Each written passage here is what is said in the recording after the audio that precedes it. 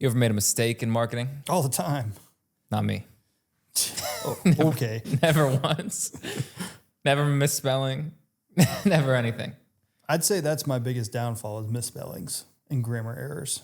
That is honestly my greatest strength. Yeah. Except good. Once Good team. today.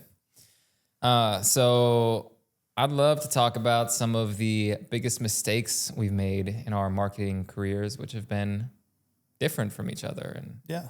So we'll kind of go back and forth. We each are bringing 3 to the table of 3 things that really I've done this and I would recommend like, hey, don't do this because I already did this and this was a bad thing to do. Why don't you go first? What's your number 1? the first mistake that I made over and over, and I still make, caring too much about each piece of content. Yeah. I mean, in the content game, it's like, it's a tough one. This is why content frustrates me sometimes because you have to make it. You make so much of it and you put in a lot of work. And like, if it didn't do good, it's just dead immediately.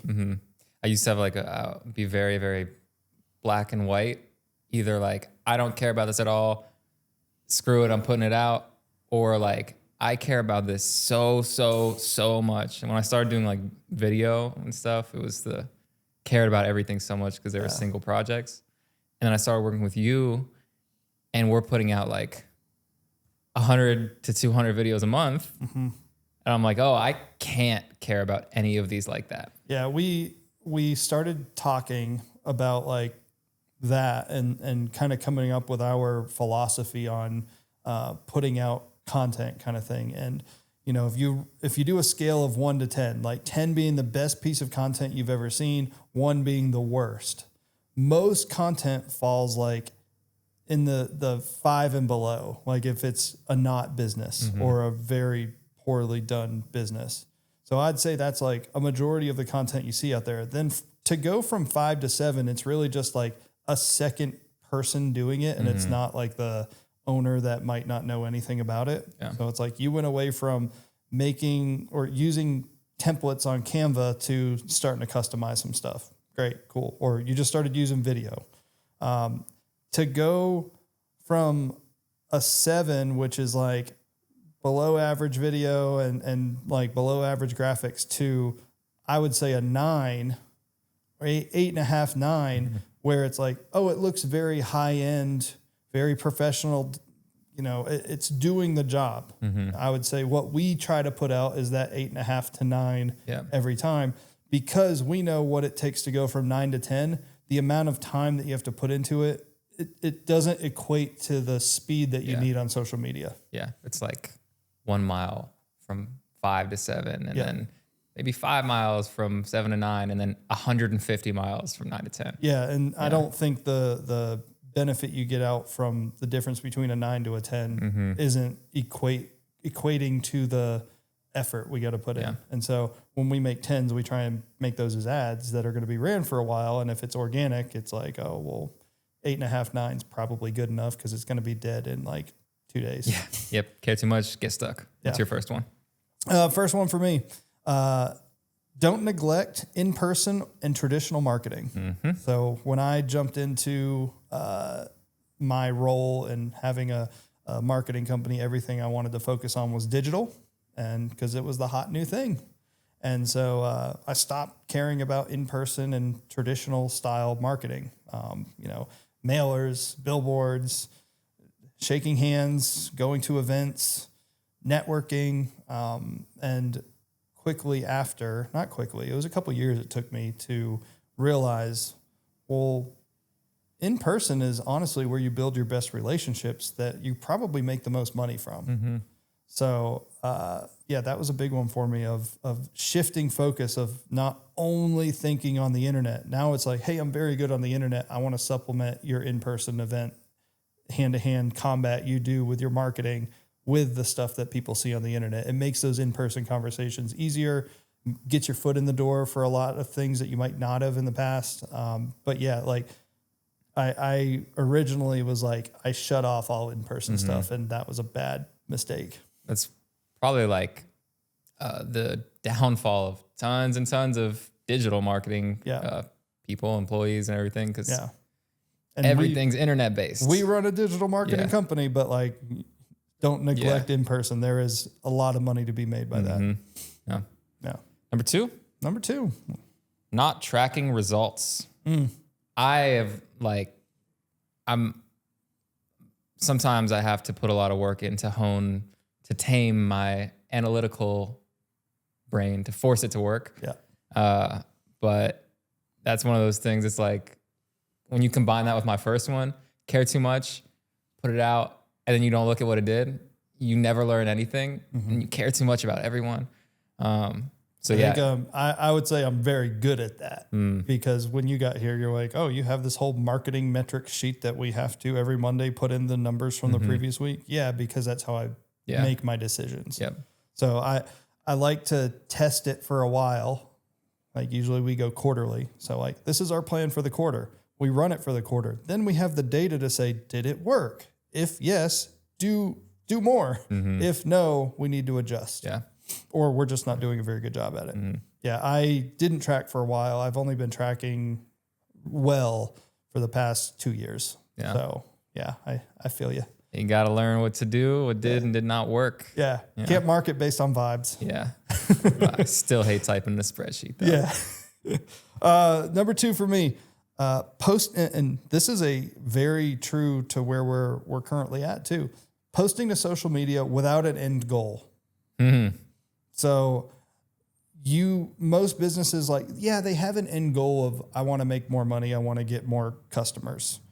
But if you don't have an end goal of what you're trying to do with that, because there's got to be a step in between there, you're very unlikely to say, I'm going to make a social media post and someone's going to then pay me money because of it. Yeah. There's a lot of steps in between. You need some lead magnets. You need to have maybe an offer that's only for the internet. A lot of different things. And we're struggling.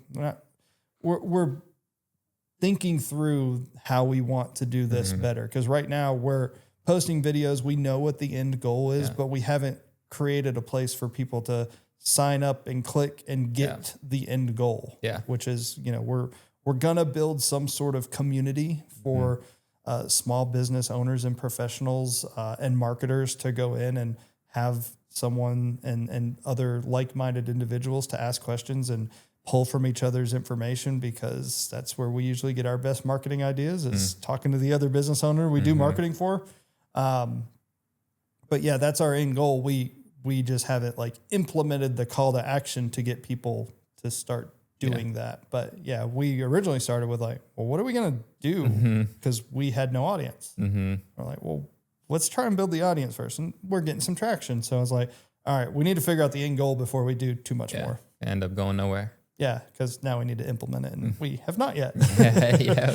But I've done that for a lot of years of hey, we're just posting social media to try and get an audience. Well, you got to have an end goal. Where are you going to send these people, and what do you want them to do? Yeah. Yeah. All right, number 3 for me is trying to be everywhere at once.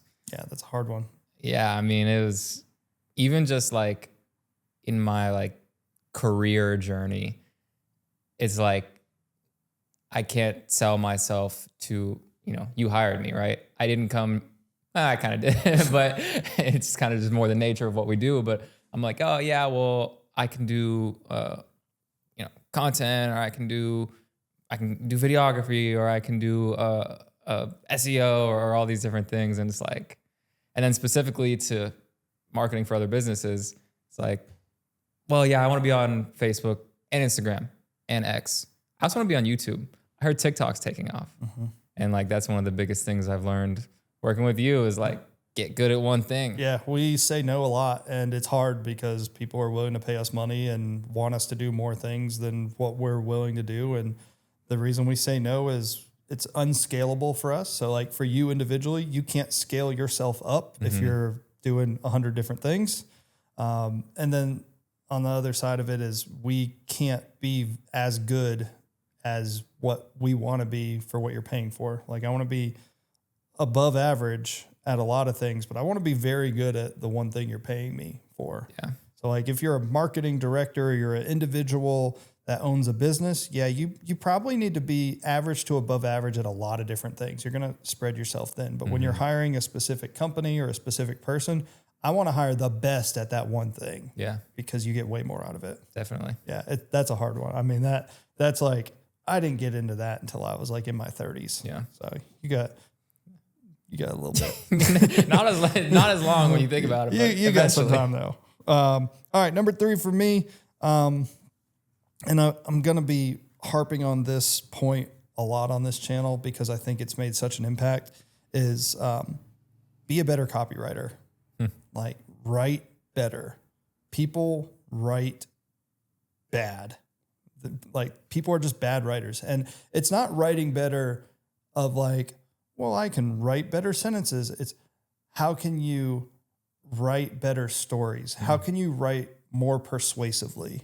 And when you can start getting like human psychology, persuasive writing, storytelling, and start combining all of that, it really makes you a good marketer because your social media captions get better. Your videos get better because you know how to tell a story. Your ads get better. All of the things that your emails get significantly better. All the things that are required to have a good marketing strategy in general all start getting better at the same time. And I think once, and my wife says it all the time, I was a pretty bad writer before.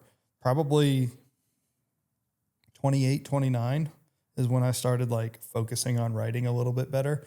And she's like, your writing's gotten so good. And now I have people that sign up to the email newsletters that I write for other businesses because they're so excited to read the next email newsletter because we write it in a certain way. It's like, that's not how normal newsletters are written. I want to hear what you have to say. It's fun. It's engaging. I get people to respond to the email newsletters and like, tell me a story. And it's like, that's when I know I've done a good job. Yeah. So yeah, for me, like I wish I would have learned this earlier. If I would have been a better copywriter, like through my 20s, I think I probably would have not sold my gym because I think I would have been buying multiple other gyms just because that's such a good lead strategy. So interesting. Most people would never think to connect those, but like writing is communication, which is also speaking. It's like the number one reason people like, why do marriages fail? Poor communication. Why do people fire people? Why do you not like working for certain companies? It's all like due to communication. And so the better you are at communicating, the better one, your business is going to be, but like you're going to retain people better. You're going to, get your foot in the door more places. All of the things I feel like it just stems from better writing and communication. Yeah, I would agree. We didn't plan on this, but just curious, what's something you think you're kind of learning right now? I mean, I think everyone's learning it's the AI leverage. We've got a bunch of different things where we could do and want to do, but it's manual. And the less manual and more automated we can make things just within our process, the more clients we can take on, the more people we can help, the more money we can make. And like in our business specifically, we're limited to time.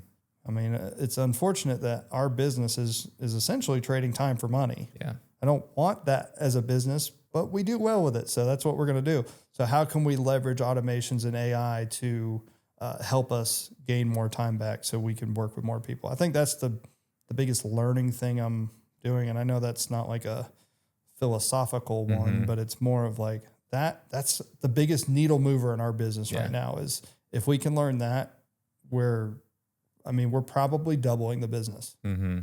Like we've been talking about some different AI ways we can do, and this would eliminate our entire pre-production process, and we could literally double our business. Yeah.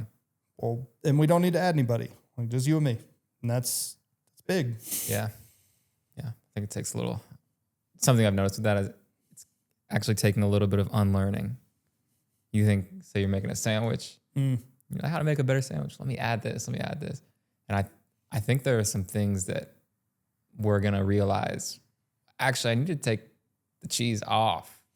I think it's Elon Musk who, when he bought Twitter, went in and said, why can't we do this with less people? Like start taking things away. Just keep taking things away until it still does the same thing. Like, why do we have this? Why do we have this? Stop doing that. Stop doing this. And then he just removed like 90% of the workers. And what happened? Just kept running. Yeah. It's like, well, if we remove all this stuff and it still does exactly what it's supposed to, sounds like we're in a better position. Yeah. And that's, I think, where a lot of businesses are struggling, and they can improve on because they've added things to make it better. It's like, actually cut as much as possible, cut it until it's broken. And then you say, all right, that's where I'm going to stay. Yeah. It's a good point. What about you? Learning anything? Learn anything? Nothing. I don't learn anything. Just do. Part is actually that unlearning thing, and something about in many areas, but one thing I would say, which is like really, really specific, is video editing, like a boring talking head video. I've been working on how do you make that like an experience? Like, how do you communicate this whole, almost use the word vibe, but like somebody just sitting here telling you about this and going like this is so different than even just using things like music or like silence. Like, yeah, I don't know, like storytelling through more than just the words in a video. Yeah, that's good. I mean, that's a good one. And I feel like that's the one where I've done a good job of removing as much as possible because I'm like, well, don't do that. Don't do this. Don't do that. I want the minimum editing possible that elicits the same results. Yeah. And I mean, we've seen that, like, you don't need all the graphics. You don't need the text on the screen. You don't need this and that. You just need a well told story, a good title and a good thumbnail, and it works.